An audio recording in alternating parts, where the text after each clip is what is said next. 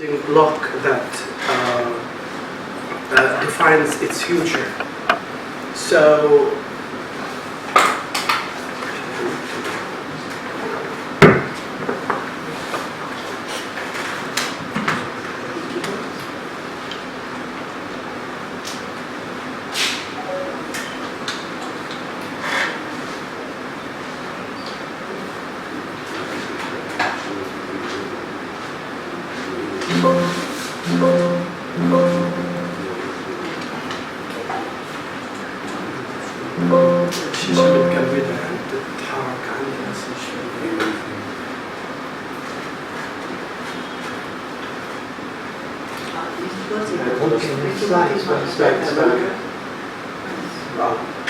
education is as a safety net.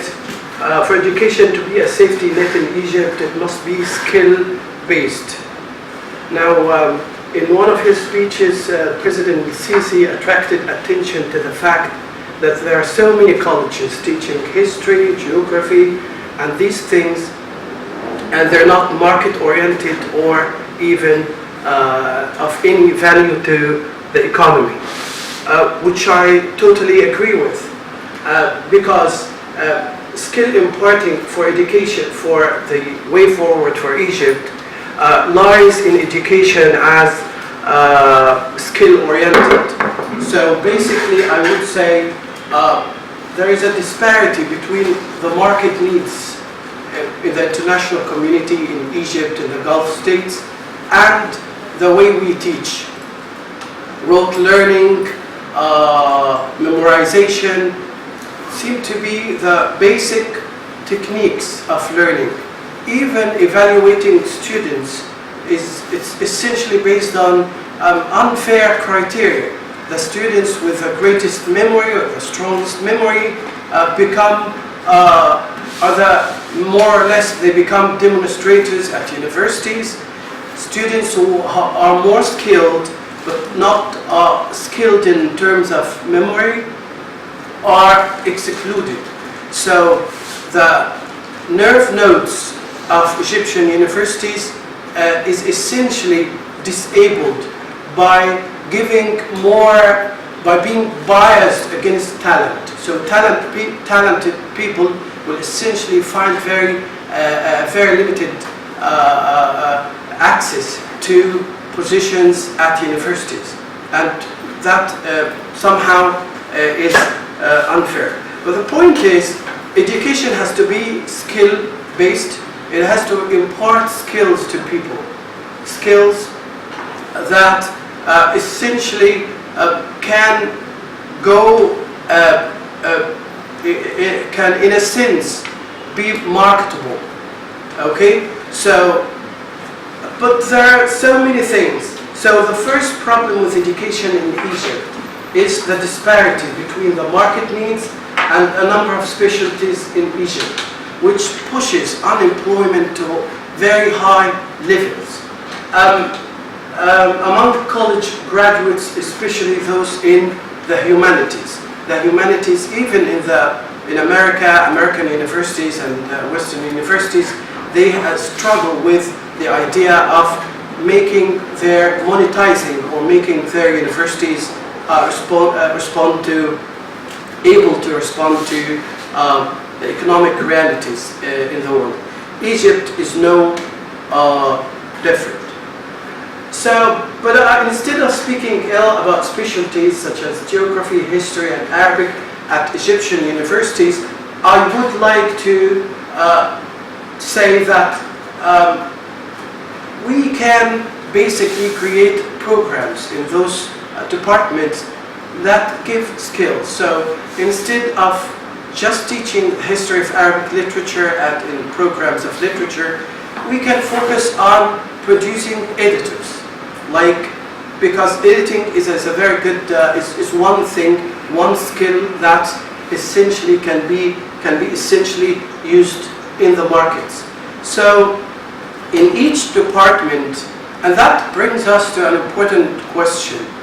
Why do we create specific programs? On what criteria we create a specific program in a new college, like Department of Italian, for example.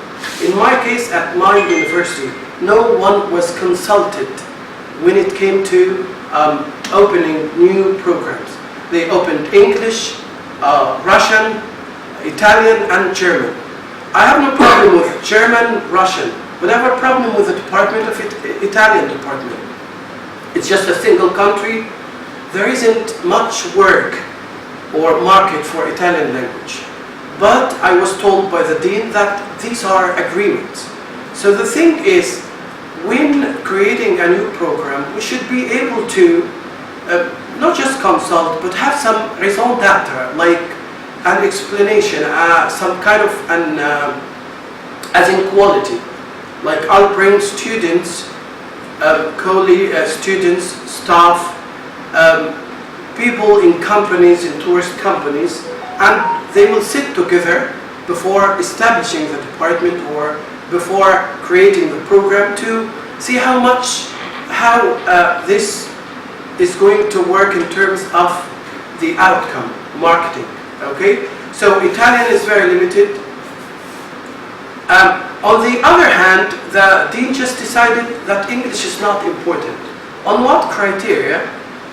And because he comes from an Arabic teaching background, he had no idea whatsoever about the importance of languages and their relative values.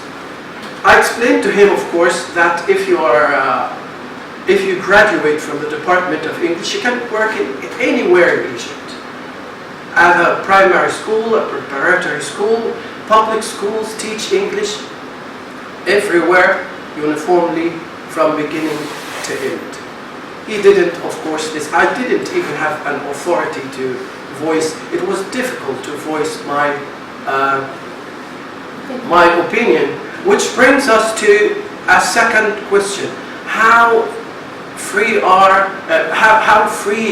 is it to engage in a reasonable argument about opening or closing a department? So when most decisions come from up down to us as staff, we're essentially stand helpless in the face of decisions made by people who are just like making decisions that happen to make sense to them at least. But for most people, for me, it was nonsensical. I had a leeway because I'm teaching the English as a second language to the whole college, and I was basically, I gave students a chance to think about the importance and work possibilities of each language. So essentially I was consciously, or I essentially wanted to speak out to those who are going to be the victims of a 4-year program that is going to raise unemployment in Egypt. It's a crime. It's an economic crime to create a program that is not going to benefit this country. Given the fact that it's a university, we're paying, the government has created a very big university, and it's the kind of public education the government spends much money, a lot of money on it. So these decisions must be somehow discussed. Creating a program must fall somewhere between interested parties, like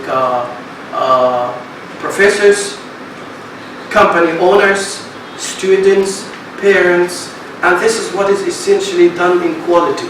Before creating a new program, we essentially bring interested parties to discuss the issue.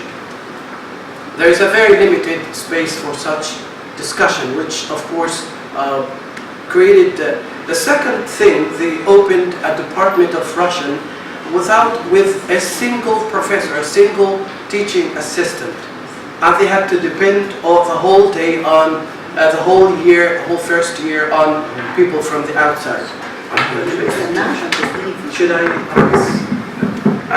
And they had to depend most of the time on Russians living in Hurghada, which is fine. But again, I mean, how you could have delayed the department and you could have started a Spanish department instead of Italian department. It makes sense to teach Spanish. You have Spain, you have the whole of Latin America, so it makes sense. But I mean, they just decided it's Italian, not Spanish. So there's a problem with decision making which is not based on like a criteria and discussion. There's no criteria that is the dean was bound to. He was not answering. I mean, I don't want to make it like a personal thing, but I thought telling a story from things I have seen face to face from a reality would make more sense than just, because I have a book here about, it was by the American universities, it talks about education in Egypt, and he discussed some of those problems, so I had access to some of his ideas too. But so that was one thing. The first problem that stands in the way of education is in Egypt, in the humanities, as the president stressed, was not skill-based.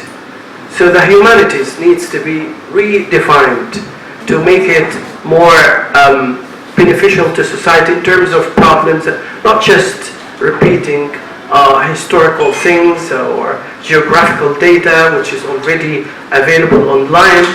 Why do that? Why spend 4 years studying geography when I can just get most of the data online? Or, I mean, it doesn't add up to anything.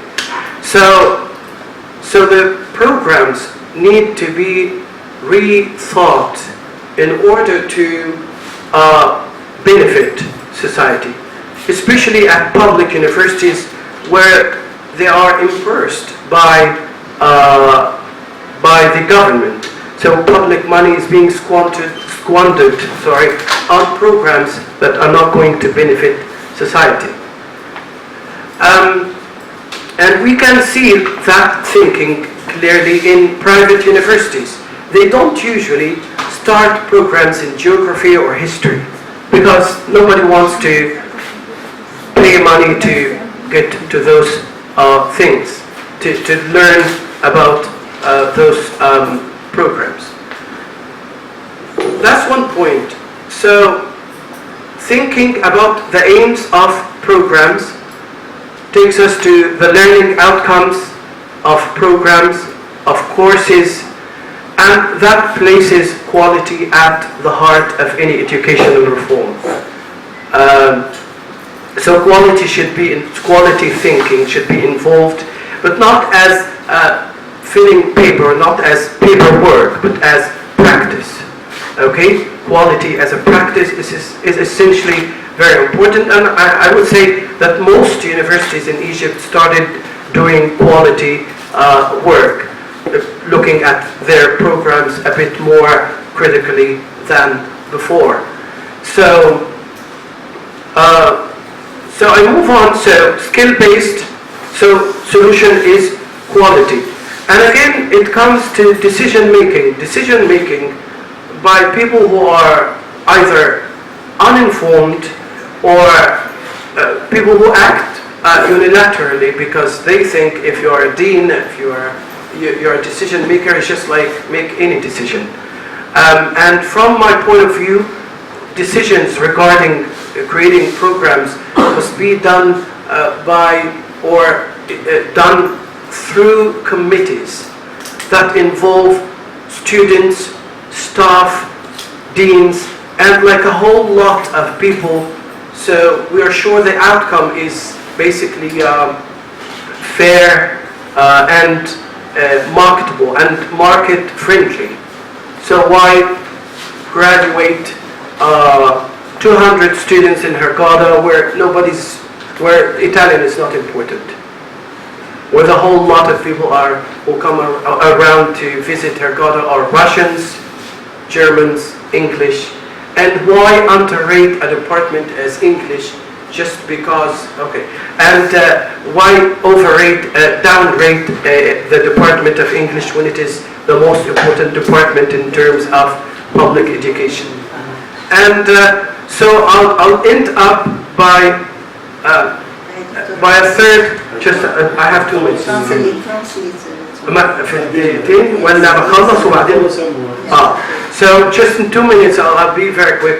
And again, I found from, and I'm talking from experience, I don't want to theorize. Books are available for those who want access to theory.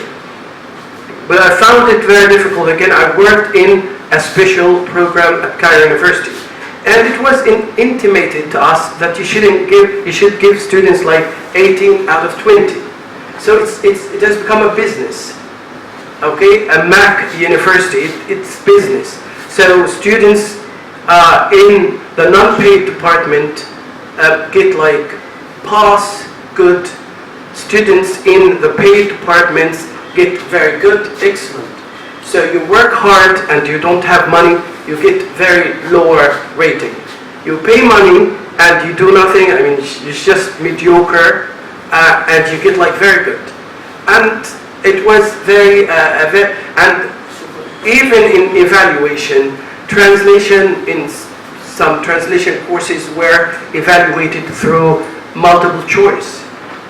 So there are many big problems that need to be addressed by making the discussion more or less a public discussion where everybody's the interested parties come even in a place like that and think, because, and this is my final word, because I attended many sessions or many lectures that discuss education in Egypt and its future, and most of them were conducted at the American University in Cairo. What a shame. I mean, even when it comes to education, we just the former Minister of Education in 2016 was the one giving the lecture, and he was giving it at the AUC, not here, for example.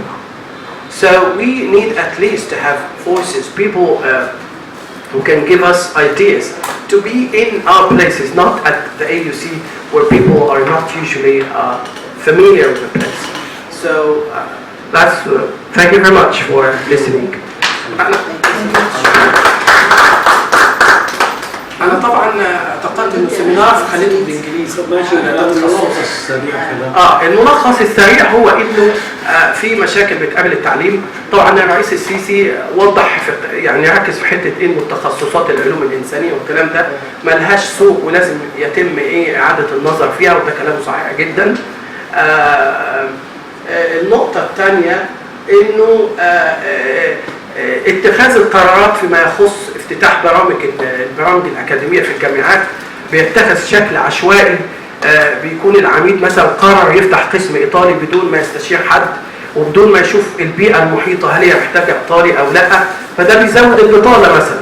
يعني قرار زي ده بيزود البطالة لأنه وجه الطلاب في اتجاه مكان ما فيش شغل الإيطالي. ما فيش، حتى لو في فهو اللي هم بيسموهم اللي هم الكورنرز دول ولا الاونلاين، يعني حاجات برضه بسيطه ووقتيه، مش لايف لونج جوب يعني. فده كان فكره اتخاذ القرار. الحل اللي انا شايفه انه العمل بفكره الجوده، انه الجوده بتعمل فكره جميله جدا، انه قبل ما بفتح برنامج بقعد اناقش حاجات كتيره وبجيب الاشخاص المهتمين اللي هو الطالب واولياء الامور والاساتذه والمجتمع، بيعمل ديسكشن، يعني المجتمع الصغير. يعني بدأ الناس ده في الكليه وبستمع وعلى اساسه بعمل دراسه جدوى. لازم دراسه جدوى لاي برنامج بيتفتح، تمام؟ ما افتحش لغه عربيه، ما افتحش الحاجات دي، ما هي مليانه الهيومانيتيز في كل مكان. ما افتحش لغات ما لهاش شغل زي الايطالي. تمام؟ لا انا بتكلم عن، لا انا مش كاره، ايطاليا بلد جميله وهي اصل النهضه الاوروبيه بدات في ايطاليا. انا لو حابب التاريخ والنهضه انا لو هعمل ابحاث ده جميل بالنسبه لي. بس لو انا طالب هخلص سوق العمل. انا بتكلم من وجهه نظر سوق العمل، في حاجات جميله كتيره بس من وجهه نظر سوق العمل. العربي لغتي وهويتي، انا لما اقول ما افتحش ديبارتمنت عربي انا مش ضد هويتي، انا بقول يعني ما هو موجود بكثره، يعني لازم يكون في يعني نعم العجز ممكن مش عجز مخيف بس ملوش علاقه بانه الكليات ما بتطلعش، هو له علاقه بانه ناس بتطلع ما بتشتغلش في كده، لانه ما عندوش سكيلز. يعني ممكن تختبره في العربي ما يعرفش الهمزه فين ولا الكلام فين، ما ينفعش بقى اديتور حتى. فلذلك انا مثلا بقول لو هفتح عربي اركز على كورسات تركز على الايديتنج، انه يبقى اديتور، ويبقى مثلا مشروع البحث ان يعمل اديتنج لكتاب، يعني كتاب يبقى فيه اخطاء في بتاع الايديتنج والكلام ده، بحيث انه يبقى سكيل بيست اديوكيشن، تعليم قايم على المهارات مش تعليم قايم على الحفظ. ده تلخيص سهل.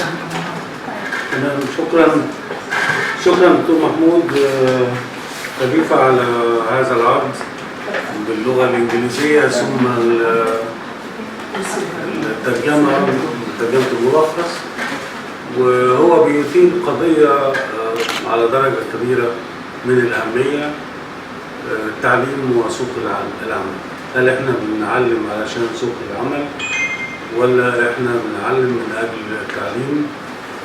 المسألة الثانية مسألة العلوم الإنسانية، ويمكن يعني زيادة الخريجين هو اللي عمل المشكلة، لكن مستحيل إن احنا نستغنى عن العلوم الإنسانية. وزي ما حضرتك أشرت بسرعة كده، النهضة الأوروبية في أوروبا في إيطاليا بدأت بالحركة الإنسانية. الحركة الإنسانية مهدت بعد ذلك الثورة الصناعية، فإحنا ما نعرفش في أوروبا إلا تطور العلوم الفنون والآداب وفنون النحت والتصوير وكل وحتى القانون والتاريخ والجغرافيا كعلوم حديثة ولدت في هذه الفترة اللي هي فترة القرن السادس عشر. وبالتالي هو حتى يعني فخامة الرئيس لما طرح فكرة إن سوق العمل فيه تضخم، لكن مستحيل إن حد ينادي بإلغاء هذه المواد المهمة، لأنه هذه المواد وأنا كتبت إنه معنى إلغائها إنه هيبقى فيه تفريغ للإرهاب، لأنه هذه المواد هي اللي الحقيقة بتعمل الاستنارة وبتنور. طبعا احنا معلومة مهمة إن كل اللي انضموا أو معظم و99% من اللي انضموا لحركة الإخوان المسلمين الحركات الإرهابية كلهم جايين من كليات الطب والعلوم والهندسة. وأنا عايز أقول إنه عشان دول ما درسوش علوم إنسانية، وإحنا كنا بننادي من فترة طويلة، والحمد لله جامعتنا استجابت، وفي جامعات خاصة استجابت قبل حتى جامعة الشمس في إقرار مقرر خاصة للتاريخ لطلاب الطب والهندسة والصيدلة. وجامعة مصر الدولية كانت سباقة وعملنا كتاب كبير قوي اسمه تاريخ مصر الحديث والمعاصر، بيدرس هناك في الجامعة لطلاب طب الأسنان وطلاب البيزنس وكل الطلاب. احنا ما نقدرش نستغنى عن العلوم الإنسانية، ولا رئيس الجمهورية كان يقصد كده، لكن ممكن تطوير البرامج في هذه زي ما حضرتك تطويرها بحيث انها تكون سكيل بيست، وفقا لاسلوب اداره الجلسه. احنا نسال حضراتكم هل نفتح الحوار بعد كل متحدث ولا نفتح الحوار بعد كل متحدثين؟ بعد كل متحدث. اذا كان حد يحب يناقش الدكتور محمود يتفضل، نسعد بمداخلتك. اتفضل عرف نفسك. عشان مصطفى رياض استاذ في اداب عين شمس. دكتور مصطفى رياض استاذ لغه انجليزيه في كليه اداب جامعه عين شمس، الكليه اللي انا خدت منها الماجستير والدكتوراه. اهلا بحضرتك وسعداء بيك. اهلا بحضراتكم وبالمجموعه متميزه من العلماء النهارده، وبشكر الدكتور محمود على عرضه، وهو عرض عملي. دكتور مصطفى استاذ طبعا. عرض يعني عملي وبيأخذ في الاعتبار ما يعني نطلق عليه سوق العمل مفيش شك. لكن انا عايز اطرح فكره ان الاعداد حاليا في الجامعات في تناقص، ويمكن المشكلة مش في المرحلة الجامعية، ممكن ما قبل المرحلة الجامعية ان التعليم العام اصبح متضخم. التعليم العام ما بقاش في مجال ان يبقى فيه طلاب يتجهون للتعليم الفني مثلا، الاهتمام بالتعليم الفني وغيره من التعليم المتخصص في المرحلة الثانوية ممكن ان هو يخفف الضغط على الجامعات، والجامعات تقوم بدورها كأماكن بحثية. فهل ممكن نوسع الدائرة شوية في رأيك؟ وفي الحالة دي ممكن ننقذ العلوم الإنسانية من إنها يعني تكون مهددة بالزوال، إن لم يعني، لأن أنا شعرت من كلامك إن في مشاكل إدارية تعود دون استغلال الأقسام دي بشكل عام. هننقرض يا دكتور. شكرا جزيلا دكتور مصطفى. لا، هو أنا تصوري إنه الكيف وليس الكم. يعني قبل 61 كان مجانية التعليم في الجامعات، قبل 61 كان العدد أقل وأكثر كفاءة، بعد 61 العدد يزيد ومع الزيادة المضطردة تدهور في المستوى. ده شفناه وحضرناه. شكرا دكتور مصطفى. اي مداخله في الاخر؟ اي مداخله اخرى للدكتور محمود؟ انا ليا سؤال يا دكتور. اتفضلي. حضرتك اتكلمت على طريقه واليات التعليم، واكدت على الامتحانات اللي هي تشويس والحاجات دي هي فعلا من الامور اللي هي بتضعف المستوى العلمي لدى الطالب او الخريج. يعني عن تجربه شخصيه وجدنا ان في امريكا وفي انجلترا تحديدا كمان في كامبريدج اكسفورد يعتمدوا اعتماد كلي حتى في العلوم التطبيقيه زي الرياضيات والكيمستري والفيزيكس على المالتي تشويس. تمام؟ بالرغم من كده ما بتقللش ابدا من كفاءه الخريج.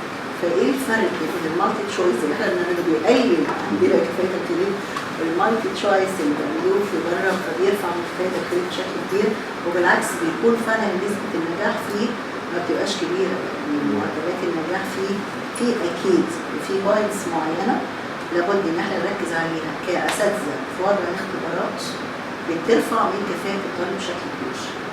مش شكرا جزيلا. حضرتك تفضل ترد لو مفيش اسئله ثانيه.